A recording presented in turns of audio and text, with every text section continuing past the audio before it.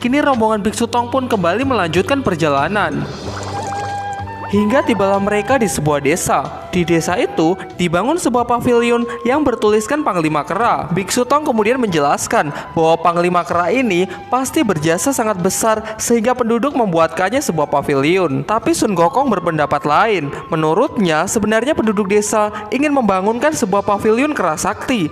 Tapi karena tidak pintar memahat, maka jadinya adalah patung makhluk aneh ini. Pat Kai pun menyangkalnya. Dia mengatakan pada tangan patung itu terdapat sebuah burung. Dan sejak kapan Sun Gokong memiliki burung? Di tengah pertikaian mereka, tiba-tiba seekor burung melempari Sun Gokong dengan batu. Ternyata ia tidak suka lantaran Gokong terus-terusan menghina Panglima Kera. Kemudian dia memperkenalkan diri. Dia mengatakan bahwa namanya adalah Parkit Kecil. Ia juga mengungkapkan bahwa dirinya sangat mengagumi Panglima Kera atas jasa-jasa besarnya di masa lalu. Ia pun mulai menceritakan mengenai masa lalu dari Panglima Kera yang sudah menjadi cerita legenda di masyarakat. Diceritakan pada 500 tahun yang lalu, desa ini sangat sering diserang oleh berbagai macam siluman. Hingga suatu hari, datanglah seorang pendekar berilmu tinggi yang menyelamatkan para penduduk dan membasmi para siluman. Ialah Sang Kera Tumpei. Dengan mudah dia meringkus para siluman sehingga orang-orang memujanya dan mengangkatnya sebagai Panglima Kera. Sejak kedatangan Panglima Kera, daerah ini pun menjadi sangat aman dan tentram. Hingga datanglah suatu waktu di mana masa hidup dari Panglima Kera telah berakhir. Untuk mengenang jasa-jasanya, raja pun membuatkan sebuah pavilion sebagai bentuk penghormatan. Ternyata kisahnya tidak berhenti sampai di sini. Suatu hari, kemarau panjang melanda daerah tersebut. Karena bencana ini, banyak sekali korban yang berjatuhan. Dengan tekad melanjutkan perjuangan sang Panglima Kera, seekor burung mengambil kepingan emas dari patung, kemudian memberikannya kepada masyarakat. Tentu dengan hanya beberapa kepingan emas, belum cukup untuk membantu seluruh penduduk. Hingga kini yang tersisa, tinggal sepasang permata yang terdapat pada mata patung itu. Burung kecil pun mengambilnya dan melemparkannya dari atas langit. Tidak disangka keajaiban pun muncul, sehingga kini kemarau panjang pun akhirnya berakhir. Pada musim ini, seharusnya burung bermigrasi ke tempat yang lebih hangat. Namun burung kecil lebih memilih untuk menemani Panglima Kera di pavilion. Hingga ia pun mati kedinginan di telapak tangan sang Panglima Kera. Ya, sejak dulu memang beginilah cinta. Deritanya tiada akhir. Semua orang terharu dan tentu saja kecuali Sun Gokong. Ketika Parkit Kecil hendak melanjutkan ceritanya, Gokong menghampirinya dan langsung mengusirnya. Ia berpikir bahwa dirinya masih jauh lebih hebat ketimbang Panglima Kera. Setelah Parkit Kecil pergi, mereka pun mulai menghayal bahwa Panglima Kera yang menyelamatkan beberapa nyawa manusia saja bisa dibuatkan pavilion. Apalagi mereka yang melaksanakan tugas ke barat demi menyelamatkan seluruh umat manusia. Jadi mungkin saja mereka akan dibangunkan sebuah istana. Dalam perjalanan pulang, Parkit Kecil terkena serangan panah milik seorang pemburu. Karena kesaktiannya rendah, dia pun tertangkap dan dibawa ke tengah kota untuk diperjualbelikan. Melihat keunikan dari sang Parkit Kecil, ada dua orang kaya yang menawarnya dengan harga tinggi. Karena perdebatan tak kunjung selesai, akhirnya mereka pun memutuskan untuk membawa perkara ini ke pengadilan. Dalam perjalanannya, rombongan Biksu Tong melewati kota tersebut. Karena penasaran, Sun Gokong pun mencari informasi mengenai keributan yang terjadi di kota. Singkat cerita, dia pun mengetahui kalau Parkit Kecil kini sedang dilelang. Dan hakim yang akan menyelesaikan perkara ini sangat terkenal senang sekali menerima suap. Sehingga kini Sun Gokong mulai menyusun rencana untuk menyelamatkan Parkit Kecil. Dan benar saja, di dalam ternyata para hakim sedang menghitung uang suap yang mereka terima. Ada yang menyuapnya dengan emas, sampai ada yang menyuapnya dengan seorang wanita. Semakin lama, pembicaraan mereka semakin cabul. Tidak tahan dengan pembicaraan tersebut, Sun Gokong pun keluar dan langsung menghentikan pergerakan mereka. Ternyata Gokong berencana mengajak Pat Kai dan Wu Qing untuk bersama-sama memimpin jalannya sidang menghentikan orang-orang ini. Sebelum pergi, gurunya berpesan bahwa jangan lukai siapapun, karena tujuan mereka hanyalah menyelamatkan Parkit Kecil dan menyadarkan orang-orang di kota ini. Singkat cerita, sidang pun dimulai. Kedua orang itu pun maju dan mereka diminta untuk menjelaskan alasan mengapa mereka ingin membeli Parkit Kecil.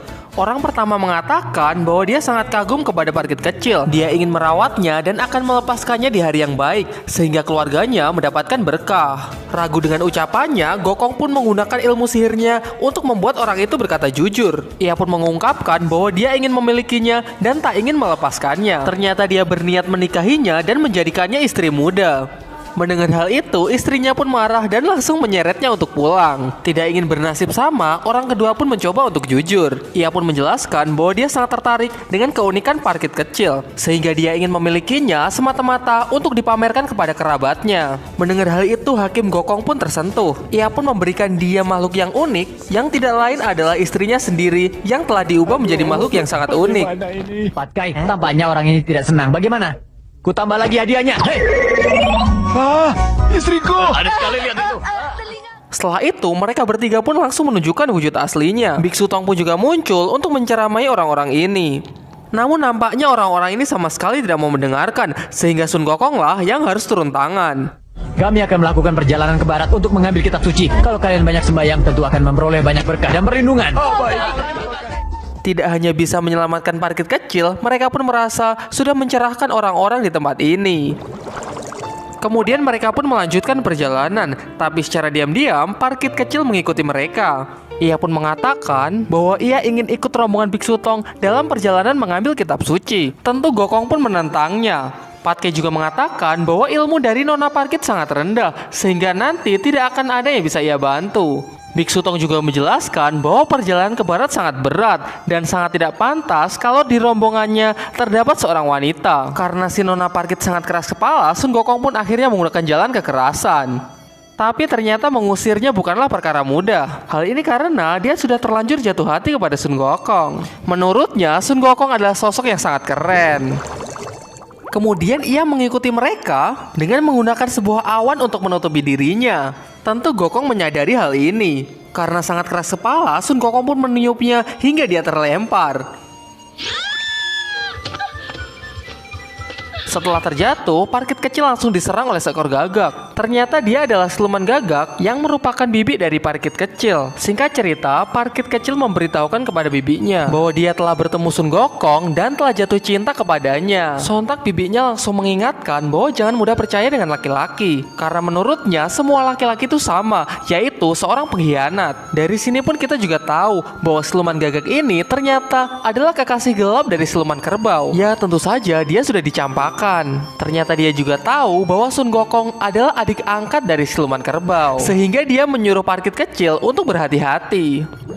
Di sisi lain, setelah mendapatkan pencerahan dari Sun Gokong, kini seluruh penduduk sangat memujanya. Mereka berbondong-bondong menghancurkan pavilion Panglima Kera dan menggantinya dengan pavilion Kera Sakti.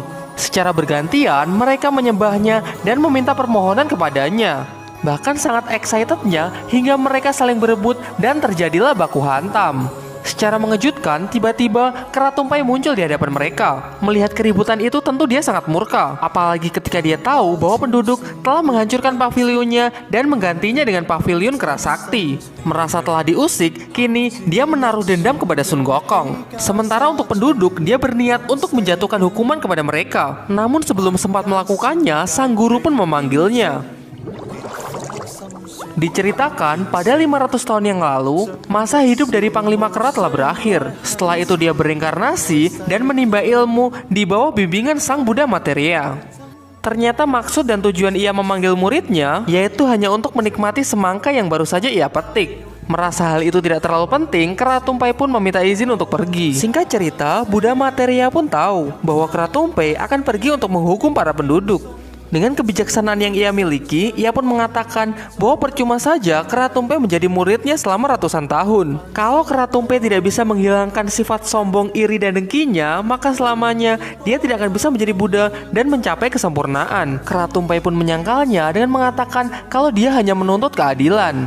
Dia pun malah mempertanyakan kenapa Sun Gokong yang membakar catatan hidup dan mati serta mengacaukan kayangan malah mendapatkan tugas mulia untuk mengambil kitab suci. Tidak ingin berdebat dengan muridnya, dia pun menyuruh Kera Tumpai untuk menyalin kitab demi menenangkan pikirannya.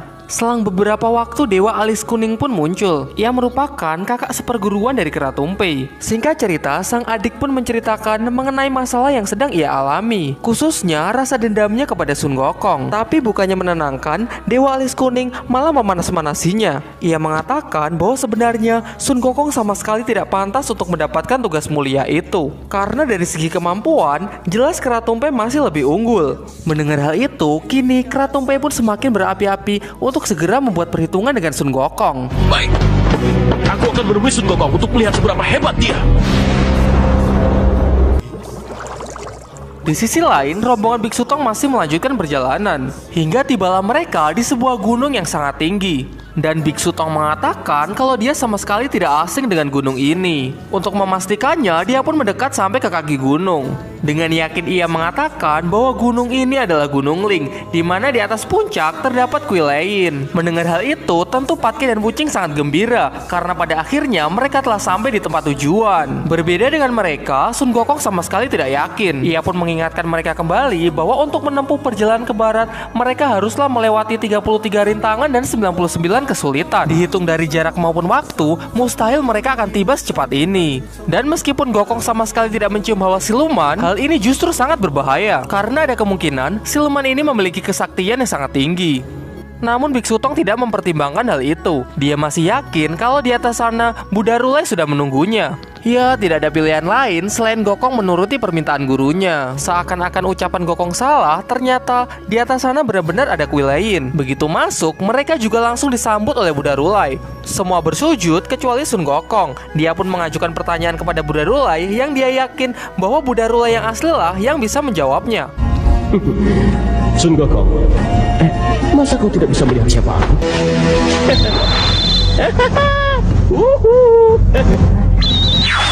Ternyata ini adalah jebakan dari si kera tumpeng. Sun Gokong pun bertanya siluman dari mana yang berani sekali menghalangi perjalanannya. Kera tumpeng pun malah menjelaskan bahwa di dunia ini kera yang lahir dari batu ada 4. Selain Gokong dan dirinya, masih ada kera liuer dan kera panggul merah.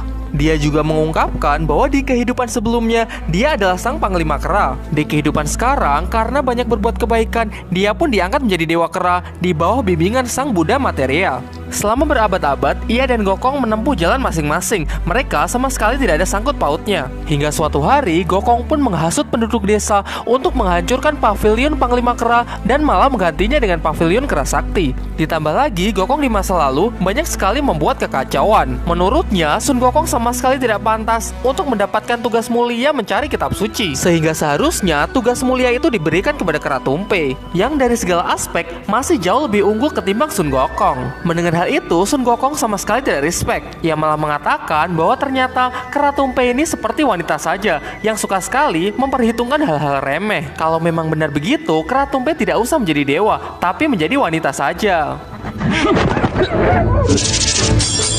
Pembicaraan pun semakin memanas, hingga pada akhirnya mereka pun saling mengadu kekuatan untuk membuktikan siapa yang lebih hebat. Tidak ingin ada pertumpahan darah, Biksu Tong pun maju untuk memisahkan mereka. Karena pemenang belum bisa ditentukan, Kera Tumpeng pun menantang Sun Gokong untuk melakukan pertandingan sekali lagi. Ia pun mengeluarkan benda pusaka yang ia sebut simbal emas. Simbal emas adalah benda pusaka milik Buddha Materia yang terkenal sangat keras. Aturannya, jika Sun Gokong bisa keluar dari simbal emas dalam waktu kurang dari 3 jam, maka dialah pemenangnya. Namun jika Sun Gokong tidak bisa melakukan hal itu, maka Kera Tumpeng lah yang menjadi pemenangnya. Dan jika Kera Tumpeng menang, maka tugas mengambil kitab suci akan dialihkan kepadanya. Sementara Sun Gokong harus kembali ke Gunung Huako, dan untuk seterusnya dia sama sekali tidak berhak bertanya apapun.